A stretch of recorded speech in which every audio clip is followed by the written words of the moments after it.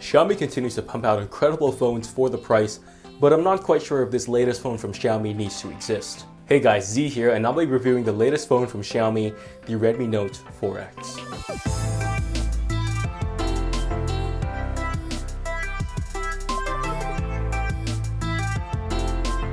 The Redmi 4X is pretty much a 5.5-inch version of the Redmi 4 Prime.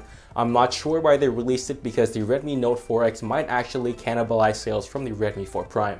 On the other hand, it's not such a bad thing that they're so similar because the Redmi 4 Prime was a great device. I absolutely loved it, and the only reason why I didn't switch over from my Zug Z2 to the Redmi 4 Prime was because I didn't want to switch over from my Snapdragon 820 to the Snapdragon 625. But now I just might. So let's start with the build quality here. The body is made out of aluminum and is actually the exact same size as the Redmi Note 4. It's actually still a little bit hard to use with just one hand because I have small hands, but the curves on the back and the chamfers definitely help with that. Phone is actually pretty thin at 8.3 millimeters, which is quite an accomplishment considering you're fitting a 4100 mAh battery in this device. So one huge downside is that there is still the black bar around the screen, and if that is a downside for you, I really do not blame you at all. One more thing to note here is that this phone uses the older micro USB instead of the newer USB-C. I was hoping for a USB-C port, but we'll have to settle for micro USB here. Also do note is that the fingerprint sensor is on the back, as traditional for all the Redmi and the Redmi Note devices, and it's something I'm gonna have to get used to as I move over from my Zug Z2. So overall, the build here is still good. It's not revolutionary in any way, but the build quality here is still absolutely fine. We have here a 5.5-inch 1080p IPS panel, and this panel is capable of producing some very vivid color as well as some very deep blacks as well, at least for an LCD screen. The screen is sharp, it's an absolute pleasure to read. I love reading news, I love looking at pictures, I love watching videos on this phone. And the screen here is definitely good for the price. One thing to note is that many budget phones in this price range also have similarly good screens.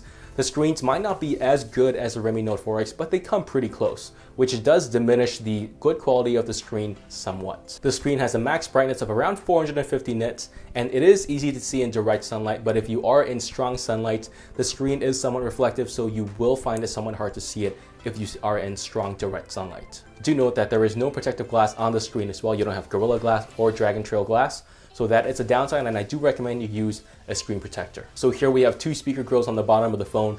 Only one of them is a speaker, the other one is most likely a microphone. The audio does get very loud, but at max volume there is some distortion, but lower that volume just a little bit and that distortion does go away. Most other aspects of this audio are pretty average. The mids and highs are not bad actually, but the bass here is a little bit hollow. Have a listen for yourself.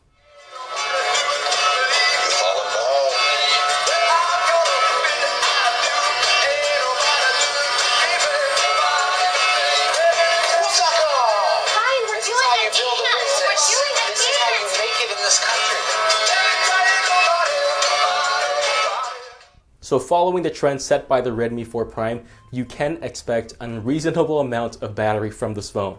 And to be honest, the Redmi Note 4X does not disappoint. It gets 11 hours of screen on time, which includes around 6 hours of intense gaming, around 2 hours of streaming YouTube, as well as 1 hour of snapping photos, and the rest of that was light use, for example, web browsing, texting, as well as Facebook. And to be honest, the battery life here actually beats other phones which have way bigger capacities, for example, the Ulefone Power or the Innos D6000, which both have over 6,000 mAh of battery. And probably the only phone that I still cannot beat is the Alcatel K10000 and now the new upcoming Nokia 3310. So I'm confident that no one will be able to kill this phone in one day, unless you count watching video for 20 hours straight to be one day. Technically that's still one day, but that's definitely not a normal day. Heavy users will definitely be able to get at least one day out of this phone, most likely 2 days or even more.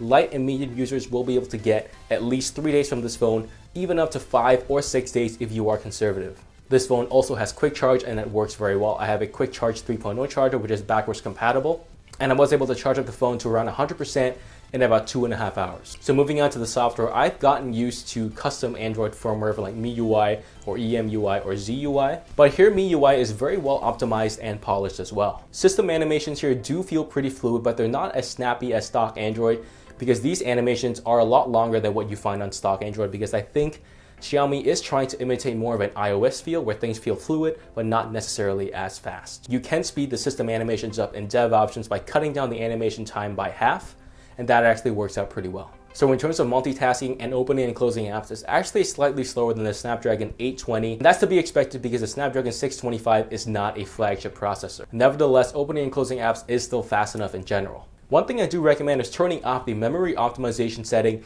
if you have the version with 3GB of RAM or over. Because this memory optimization setting actually kills your apps and clears out your memory to make space for new ones, which makes it pretty annoying because every time you want to open Chrome, maybe like a minute later, you'll find that it's closed and you have to relaunch it. Once you turn that off, it actually works well. I was able to play all the games on the Google App Store, including intense games, for example, Nova, Modern Combat, or even Asphalt 8. Do note that there are some games on the App Store that you will have to lower the settings down from Ultra or High down to Medium in order to get good frame rates. But once you do, it's still very playable. And of course, if you're playing any games that are not as intense, for example, Pokemon Go or Fire Emblem, which is actually really fun, then this phone will be perfect for you. I also ran the Antutu benchmark and I got a score which is pretty much in line with my Redmi 4 Prime, which is not a great score, but it's passable. The fingerprint scanner on the back is accurate and fast, but it's not as fast as the fastest fingerprint scanners on the market, for example, the iPhones or the Samsung Galaxies, but it's definitely fast enough. Do note that if your fingers are wet, the sensor will not detect your finger properly, so you do have to dry your finger off before you use the fingerprint sensor. Moving on to connectivity, reception is great, but not as great as phones like the S7 or the iPhone 7.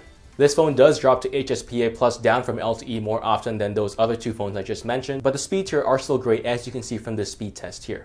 The rest of the connectivity, Wi-Fi, Bluetooth, and GPS all work very well with no issue.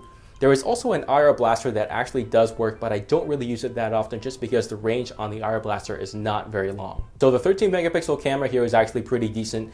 If you take photos in good lighting conditions, you can get some pretty sharp and vivid shots as well. The camera is also pretty quick to focus as well, which means if you want to take photos of fast moving objects, you can as well.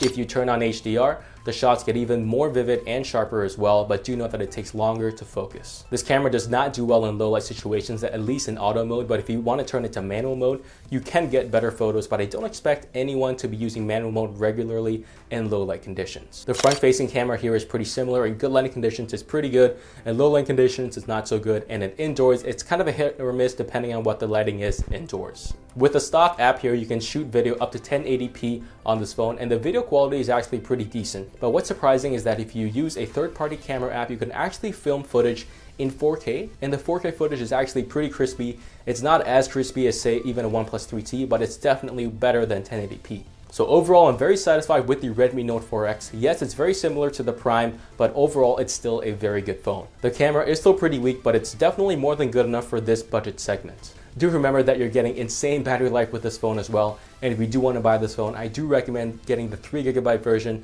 because if you get the 2GB version, MIUI does take up a lot of resources. So I'm finally feeling it. I'm pretty sure I'm going to be switching over from my Zug Z2 over to the Redmi Note 4X. Thank you for watching. Be sure to hit like and subscribe, and I actually do recommend you check out my Redmi 4 Prime video here if it does pop up. If it doesn't, you can go down to my channel down below to check it out, and I'll see you guys in the next one.